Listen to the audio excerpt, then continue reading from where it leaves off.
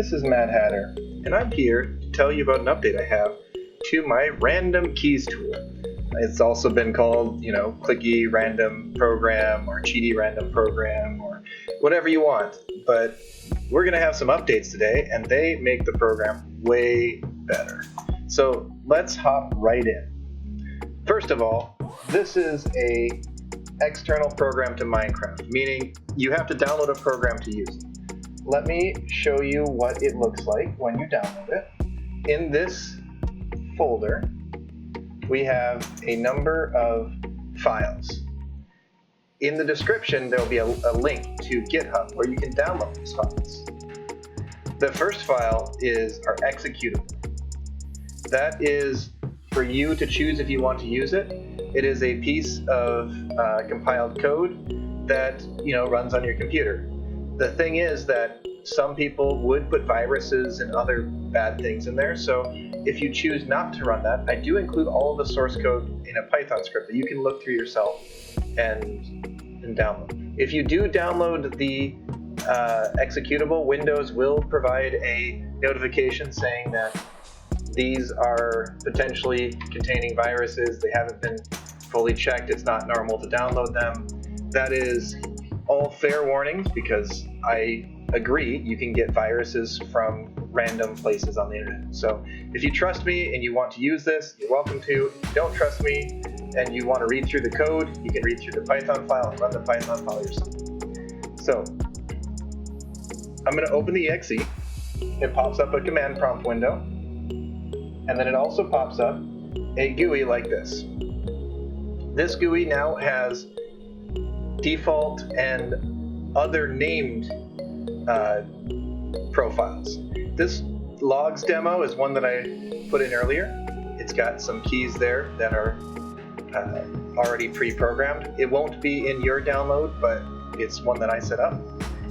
Default will always be there just in case you need something to fall back on. So the way that you choose these numbers that are in there is you figure out for yourself how many blocks do you want of each type. So if I bring up my hotbar, I have spruce wood planks, I have oak wood planks, I have jungle wood planks, birch, and I guess I have two things of spruce. We're going to get rid of one of them.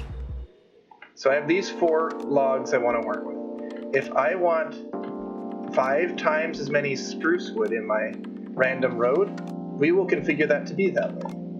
If I want more oak wood, or if I want more jungle wood. So we're going to configure it like this. So we have 1, 2, 3, 4, 5 spruce wood, 1, 2, 3, 4 oak, 1, 2, 3 jungle, and 2 birch. So in the program, we're going to write tutorial, and we're going to put a number here just because I want to. It doesn't really matter if you do it this way or not. And then I said I wanted, let's look back at our hotbar. We want 5 of number 9, 4 of number 6, 3 of number 7, and 2 of number 8. So let's do that. We're going to go 1, 2, 3, 4, 5. And then 1, 2, 3, 4, 1, 2, 3, 1, 2. So the order doesn't actually matter here. It's going to just randomly choose one of the characters here to press, and it will be approximately in this amount. So I'm going to hit Save Settings. What that does is it adds a drop down, so I can go back to it at any time, and it saves those numbers.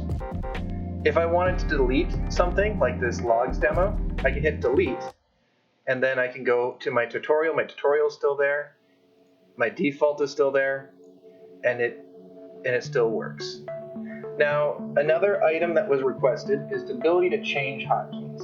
If you click the Change Hotkeys, you'll see that you get this little window pops up. It popped up on my other monitor, and I can change a stop button, which was another requested feature, to I'm going to set it to 1.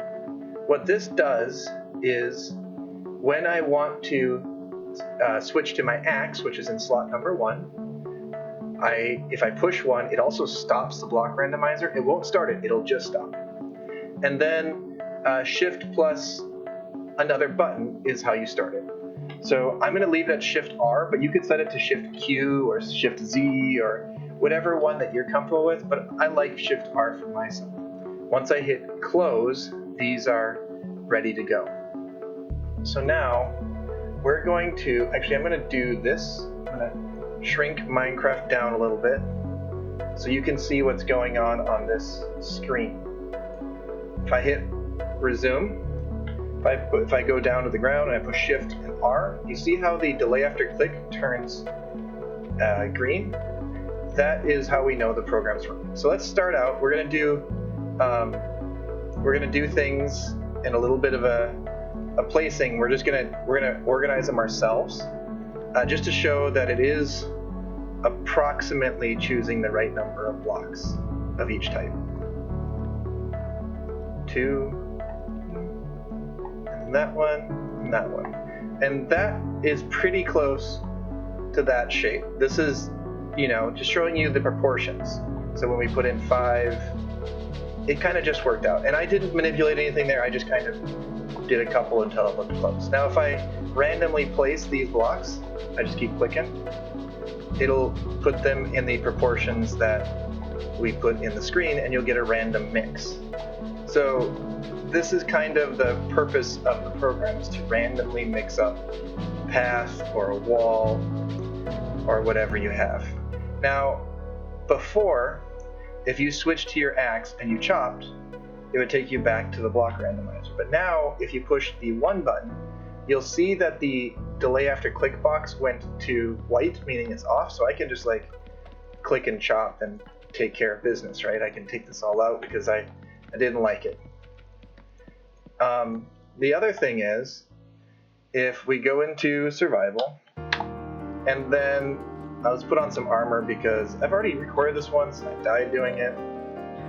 We put this guy down. If we have the block randomizer on, and we go over here and try to chop him, see, I get switch over to my blocks, which isn't really what I want. So if I hit 1 and then I run up to chop him, I don't get the cycling. So this is kind of why that was added. So you have a single key that if you want to switch to, it will save you so you can actually stop mixing up blocks.